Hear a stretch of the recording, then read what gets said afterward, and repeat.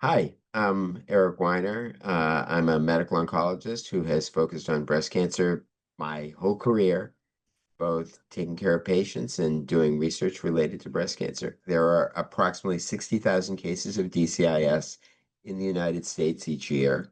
Many of those are these low-risk lesions.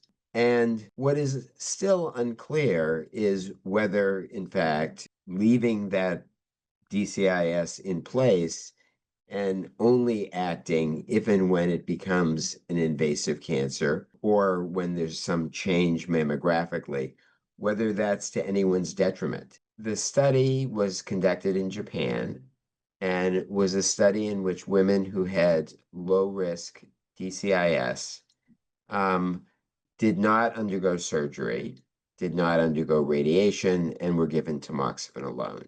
So the study showed that for women who did not have surgery and took tamoxifen alone, that after 5 years, the risk of developing invasive breast cancer was in the range of about 10%. And that was higher than they wanted to see. And therefore, they declared the study not meeting its primary endpoint. The risk of developing invasive breast cancer they were hoping would be less than 7%. It's a complicated issue, and DCIS very much is a problem that we're still contending with. Now, there are, of course, many women who will ultimately decide that they, just want to have the lesion removed and worry about it a little bit less.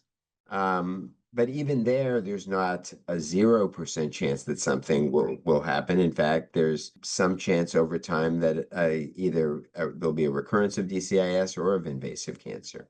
But there are other women who really don't want to undergo breast surgery and don't want to undergo radiation.